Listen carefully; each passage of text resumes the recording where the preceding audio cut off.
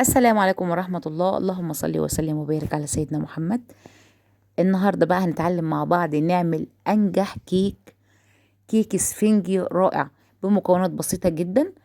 كام تركية كده هنتعلمها مع بعض. لو كيكاية بتهبط منك لونها غامق ما بتطلعش معاكي مظبوطة، هتتعلمي في الفيديو كل التركات اللي هتظبطها معاكي. تعالي بقى نسمي بالله ونشوف هنعمل ايه. معايا هنا 2 بيضة، ولو تلاحظوا حجم البيضاية نفسها مش كبير، يعني حجمهم صغير.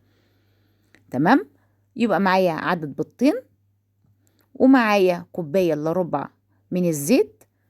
اي نوعية زيت عندك، بس اهم حاجة ما يكونش زيت ليه ريحة نفاذة. زيت ذرة، زيت عباد، اي زيت. ومعايا كوباية سكر، ومعايا دقيق، ومعايا اول حاجة هنزل بيها. طبعا بقية المكونات هقولها لكم بالتفصيل، بس تعالوا اول حاجة هنعملها هنحط البيضتين في شفشق الخلاط. انا اشتغل هنا في الخلاط لان الخلاط موجود عند كل الناس. حابه بمضرب الكهرباء براحتك، حابه بالمضرب السلك براحتك، بس هياخد وقت شويه علشان محتاجين ان البيض لونه يفتح شويه. بص لاحظي معايا، هيبتدي لون البيض شويه بشويه يفتح، وهي دي المرحله اللي بالظبط اللي هبتدي اضيف اي اضافه تانية. طبعا انا حطيت رشه فانيليا بس ما ظهرتش في الفيديو.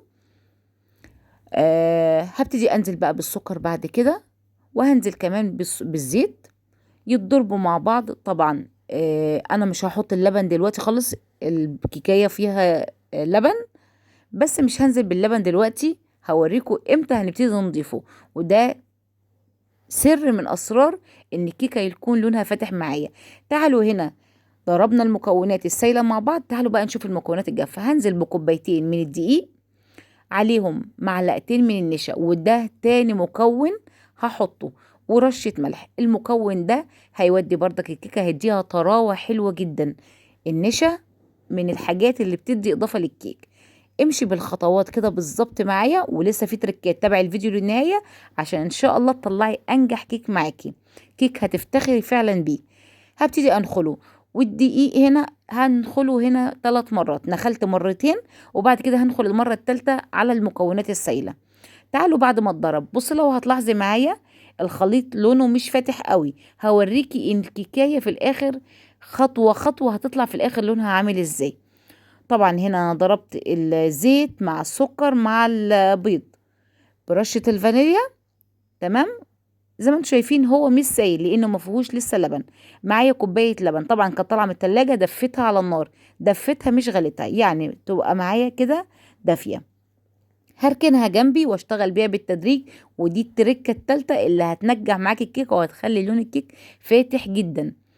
معايا ليمونه، هاخد القشر بتاعها، هيدي كده ريحه حلوه جدا، هتشم ريحه الكيك وانت بتعمليها. هبتدي بقى انزل بالخطوة التانية، بعد كده انزل بالدقيق شوية بشوية. بص التركة دي حلوة جدا وهتديكي نتيجة روعة. اولا حضرتك هتنزلي بالسوائل في قلب البولة، مش العكس، ما تنزليش بالدقيق وبعد كده تنزلي بالسوائل، لا، عشان ما تكلكعش معاكي وتاخدي مجهود ان انت تفككيها من بعضها. هتنزلي بالسوائل، وطبعا زي ما انتم شايفين السوائل كانت متماسكة شوية. تمام، لان ما فيهاش زي ما قلت لكم ما فيهاش لبن، وما فيهاش كمية بيض كتير ان هي تكون معايا، يعني تكون معايا سايلة. فهبتدي انزل طبعا زي ما انتم شايفين انا دي النخله الثالثه للدقيق. كل ما بتدخلي الدقيق كتير كل ما بتديله نسبه هواء، وتخلي معاكي الكيكيه اسفنجيه فعلا، بتبقى يعني مفرغه من جوه اكنك ماسكه قطعه سفنج. هتبتدي تنزلي بالدقيق وبشويه لبن. كل ما تحسي ان الخليط معاكي بيتقل ابتدي فككيه باللبن. طبعا كوبايه اللبن هنحطها كامله، مش هنستغنى، يعني مش هنسيب منها حاجه، بس كل ما فيها ان انا حطيتها بالتدريج بحيث افكك الخليط معايا. كل ما احس ان الخليط بدا يتقل ابتدي افككه باللبن. وادي اخر كميه اللبن اتحطت كلها. وبصي بقى، طبعا تابعتي معايا الفيديو من البدايه، شوفي الخليط اتغير، لونه اتغير ازاي. معايا معلقه خل وتحطيها في النهايه، ومعايا نص ليمونه من اللي احنا خدنا القشر بتاعها. هبتدي اعصر نص ليمونه، حبه الليمونه كامله عادي جدا، مش هتأثر في الطعم، مش هتأثر في الكيكة في الطعم، بالعكس ده هتديها طعم وريحة حلوة جدا.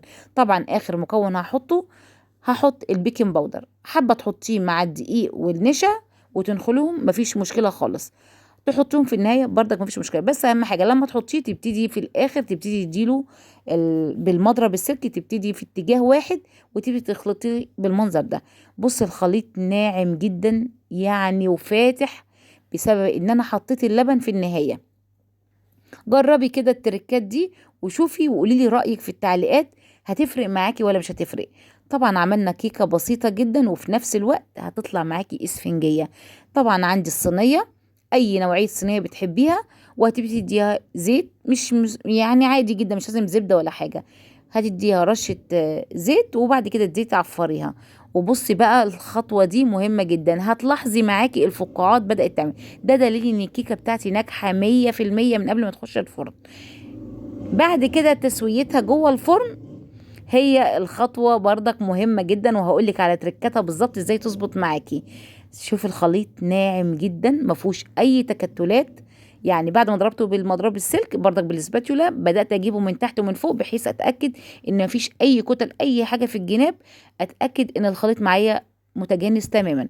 هنزل بكل المكونات واديها خبطتين كده على الرخامة بحيث تاخد كلها سوا واحد، واي فقاعات للهواء تطلع منه. هدخلها الفرن وهتكون على الرف الاوسط، وهوريكي جوه الفرن هتكون في انهي مكان بالظبط. ما تحاوليش تحطيها من تحت، ما تحاوليش تولعي لها الشوايه من البدايه. يعني ممكن تحطيها تولعي لها، بص زي ما انت شايفه في الرف اللي في النص على درجه حراره 180. هتاخد معاكي من 30 ل 35. برضك ممكن تاخد زياده دقيقتين ولا حاجه. طبعا هتطلع معاكي باللون ده.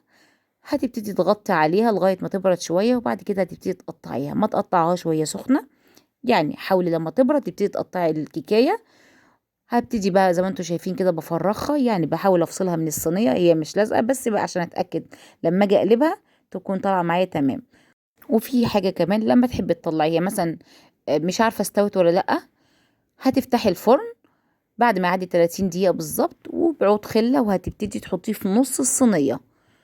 طلعت معاكي الخله نظيفه يبقى هي كده تمام جدا. ابتدي طلعيها وهتغطيها زي ما انت شفتي لغاية ما تبرد خالص، وبعد كده تقطعيها. بصي لونها رائع، مش محتاجة اي حاجة منك اكتر من انت تعملي كوباية شاي وتاكلي احلى كيك. واتمنى بقى منكم اللي ما اشتركش في القناة يشترك في القناة ويدعمنا بلايك ويكتب لي تعليق، لان تعليقاتكم حقيقي بتسعدني. بصي بقى هفتحها لك من جوه قد ايه قطنيه، تحسي ان انت بتاكلي كيك اسفنجي، حاجه كده بتدوب في البق. بصي لونها عامل ازاي، رغم انك لو تلاحظي لون الزيت ما كانش فاتح قوي، السكر كان غامق شويه. ورغم كده بالتركات البسيطه اللي عملناها مع بعض طلعت معايا كيكايه فاتحه جدا هشه، قطعه قطنيه زي ما بيقولوا.